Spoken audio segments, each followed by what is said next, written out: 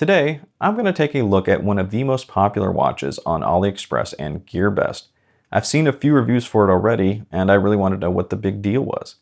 I'm of course talking about the Tevise T801A, a $20 Submariner Homage, or in this case, it's a very green subby homage, of which I've given the nickname Imitation Hulk.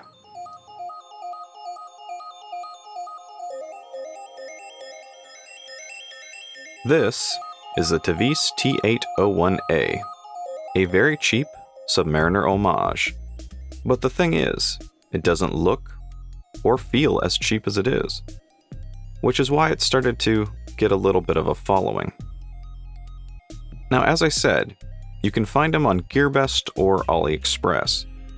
Prices vary depending on the seller, but they will usually range about $20 to $25, sometimes a little lower.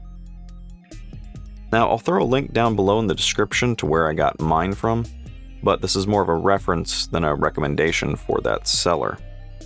Prices do fluctuate, so if you want one, be sure to look around. In addition to the metal bracelet version, there's a NATO strap one and a whole variety of different colored dials. Most of them imitating the classic look of a Rolex Submariner. Now, this one, of course, is an homage to what is commonly known as the Submariner Hulk. Now, I find the Submariner Hulk pretty interesting. I like green, but I'm not sure I like green that much, which is where an homage like the Tevise really comes in handy.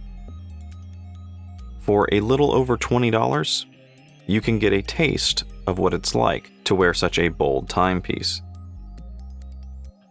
That, and there are a ton of subby homages out there, but there are not a lot of green ones. So if you're going to get a subby, you might as well get one that stands out. Now, one thing I do want to point out is that when ordering from Aliexpress, things don't always go as planned. I've had a completely different watch show up from what I ordered, and a few shown up with defects. And in each of those situations, I've been happy with how they got resolved. But I would still not advise ordering overseas like this, unless you're willing to roll with the punches, so to speak. So, let's get to the watch. When picking up the Tevise, the first thing that you notice is that it has a pretty decent weight to it. The case is a polished stainless steel throughout, and it follows the classic Submariner shape. Now, the dial is definitely the main attraction of this watch. It's a brilliant dark metallic green with white accent. The hour indicators are applied and in classic subby style. They have a stainless outline with white Lume centers. The dial is something that will definitely get this watch noticed, and whether you love the color or absolutely hate it, it's definitely hard to miss. A painted chapter ring surrounds the far exterior of the dial, with minute indicators in white. The hands are a classic Mercedes style. They're in stainless with white Lume applied.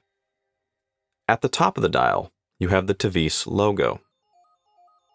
At the right, you have the date window, as well as the Cyclops magnifier sitting on top of the mineral crystal.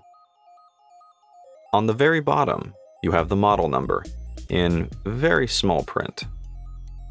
And lastly, just below the hands, you have a marker letting you know that it's only 30 meters water resistance.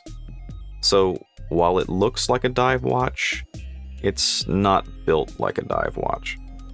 Some of the watches I've gotten from Aliexpress seem to have some exaggerated claims on their dials. For example, I got a $17 chrono recently where its dial states it's a Swiss-made chronometer with 600-meter water resistance. So I can say that I appreciate the subtle honesty of the Tevise. Or at least partially honest, because just below the water resistance, it does say that it's an officially certified chronometer, or it would if they actually spelled it correctly. But maybe they did that on purpose. Who knows? Now, the lume on this watch is okay. Definitely not up to normal diver standards, but it's not bad. Although, one odd thing, the lume dot on mine at the 4 o'clock is always just a little bit brighter than the rest. Generally, more lume is never a bad thing, but in this case, it does offset the symmetry. Here you can see the lume compared to an Invicta Pro Diver, as well as a Citizen Pro Master, and they are nowhere near as bright, but it's not bad for the price. Since this is a diver, or a dive style at least, there is of course a bezel in matching metallic green. The good news is that it's unidirectional and has a very nice, satisfying click. Bad news is there is a whole lot of play in that bezel, but for a $20 watch, it's not bad. You just have to keep your expectations in check. On the side, at the 3 o'clock position, is the crown. It's a decent size, and is marked with the Tevise logo. The watch is windable, but not hackable. But this brings me to one little annoyance with the Tevise. Normally, you would expect a screw-down crown on a subby. This doesn't have one, hence the 30-meter water resistance. So normally, the crown would move out and away from the crown guards before you would be able to wind it.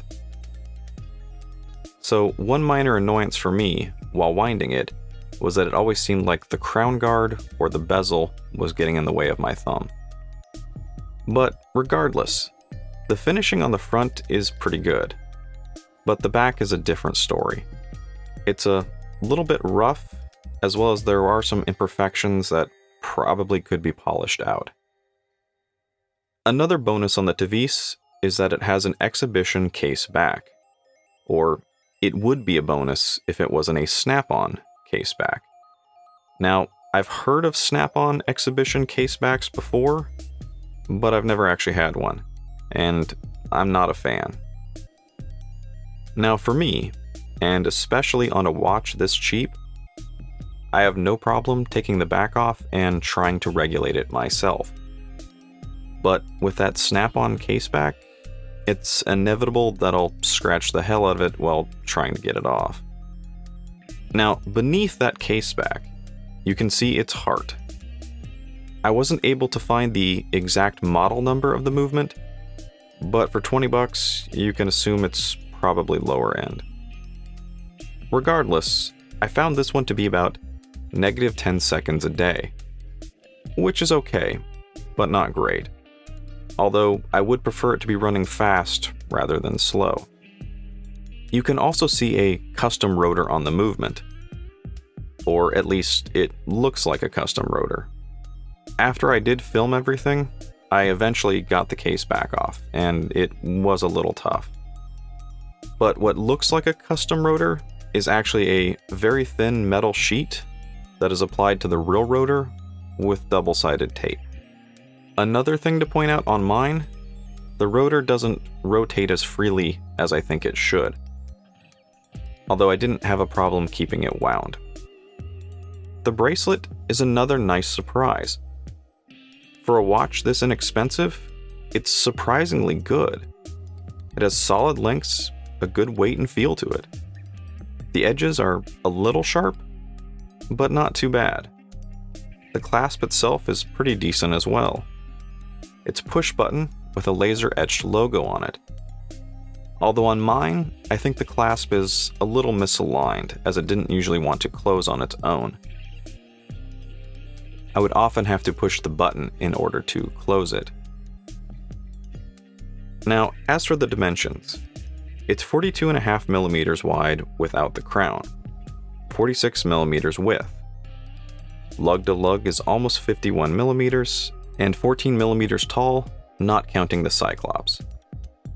It has a 20 millimeter bracelet and weighs in at a solid 128 grams. The watch wears pretty well. If you run your fingers along the edge, again it's a little sharp, but it's actually quite comfortable to wear. And it looks pretty good too. Now, my initial impression is that it's a surprisingly good watch for $20. But the biggest weakness I've found about it is probably the quality control from the manufacturer. But in some ways, that's expected. At this price, something's got to give. So, in addition to the bracelet clasp and the rotor not quite being right, I also noticed that the Cyclops seemed to be not perfectly aligned and a small imperfection on the bezel. So I contacted the seller, who of course assured me that everything was fine, including the rotor. But I was more curious about what they would say, rather than really argue about a watch this inexpensive.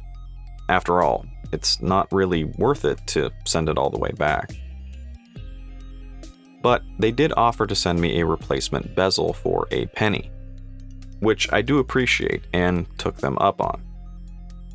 Now, it probably sounds like I'm being really nitpicky about the Tevise, but I'm doing that for the sake of this review, so that if you get one, you have a better idea of what to expect. But in reality, I try to keep my expectations in check. And for a little over $20, this is a pretty good buy. So as long as you're willing to take a little bit of a risk, I think it's worth it. If nothing else, the novelty of getting a green or even a purple subby. The Tevise is definitely not the best Submariner homage. In fact, it's probably not even the best subby for under $100, but it is probably the best subby for $30. And while it's not a serious watch to add to your collection, it's a great inexpensive way of getting a taste of what a subby is. And as for myself, if nothing else, the Imitation Hulk will make a great watch to wear next St. Patrick's Day, and the perfect accessory when I go see Avengers Infinity War. Now, let me know in the comments what you think the best subby homage is. And as always, like, comment, and subscribe. Thanks for watching.